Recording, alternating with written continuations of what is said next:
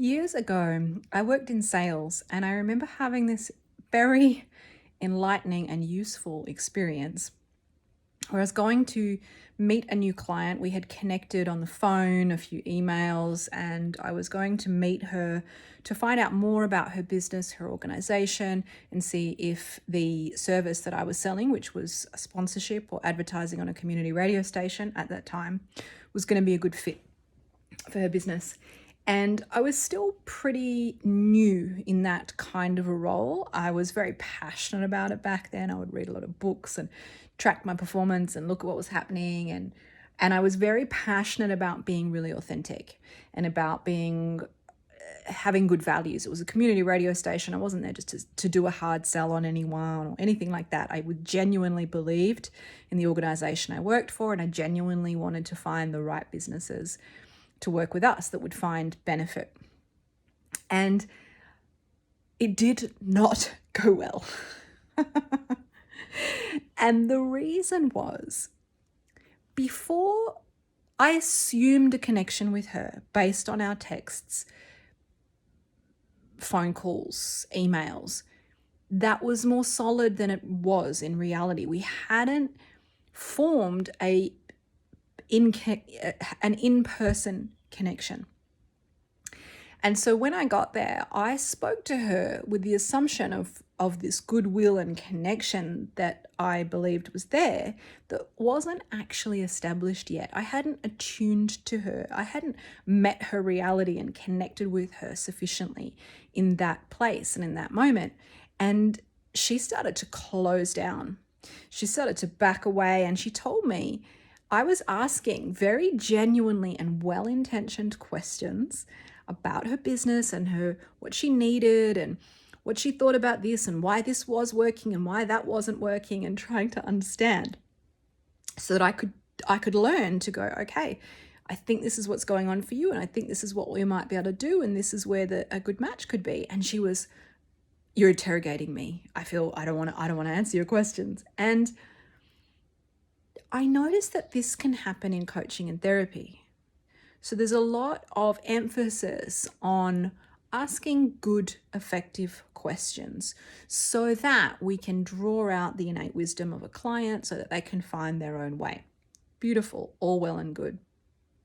But what I noticed can happen is that if the skill, and I come here back to embodiment, if the skill of the therapist or coach of being truly and authentically embodied and aligned in themselves and their own work isn't there, it's the same experience. So as well-intentioned, as kind-hearted as they may be, if they launch into a series of questions with clients, and let's face it, in therapy, it's going to get deep and personal, they risk really activating that sense of threat that this person who I'm not actually connected to yet is interrogating me, activating the survival response, the threat response in the very person who they want to most help. And I saw this recently. I am a coach who continues to hire other coaches and therapists, who continues to do her own work in various areas and to go to the next level, learn more skills, learn more ways of looking at things, and have more capacity to meet the vicissitudes. I love that word, by the way.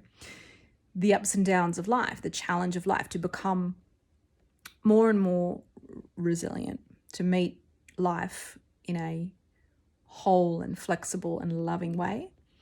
And I was reminded of how early in my journey I was put off psychologists, put off therapists by this very experience. People do not want to be analyzed, questioned, and told what to do, which, as well-intentioned as it can be, and I get asked a lot, like how to pick a good therapist or coach, as well-intentioned as that can be, many people walk away from those encounters feeling shit.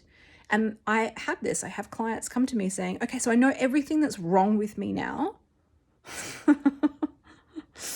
What do I do about it? How do I actually feel better? And one of the ways that people feel better instantly and easily is by being met where they are, by being accepted for what they are experiencing, for being attuned to, not analyzed, not judged, and not questioned. And when the questions then come, they come from this space of wide open, connected curiosity. If we feel like the other person is at a distance and analyzing us, it's going to activate boundaries, walls. I'm not safe here. I was very lucky in my journey. Very early on, I got introduced to a therapist and mentor these people were amazing at this skill of attunement. And there's science now. I didn't know it back then. I just learned the term of emotional attunement or limbic resonance. So moving towards the scientific side, the limbic system being our kind of emotional brain, which has connected, being in our brain is connected to our nervous system, has certain neural wirings and neural patterns, and neurons do operate based on chemistry and electricity.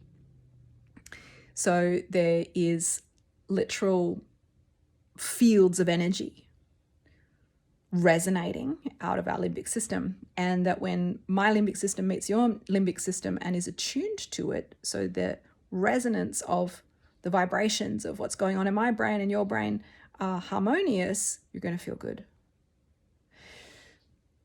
That, my dear beautiful friends and colleagues and whoever's interested in my little random thought bubble today, is how you know when you're in the presence of someone who is embodied and integrated in their work. So we as therapists and coaches and psychologists and healers in today's world,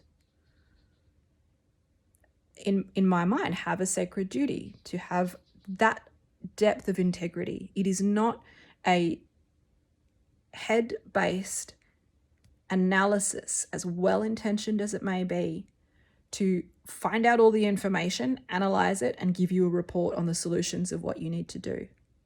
If you've come to me, chances are you can find that information out by reading a book or going on the internet. Knowing how to do it with your brain is not the same as experiencing it.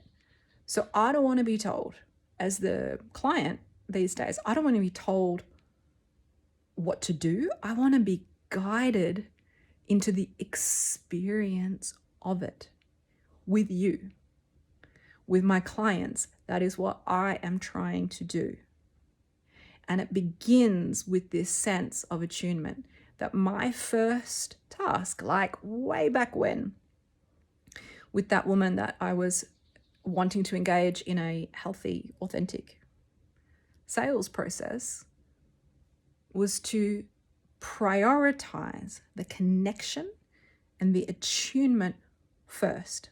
Otherwise, you start asking good questions. Doesn't freaking matter how good your questions are if you are not present, embodied, and attuned in the room with your client.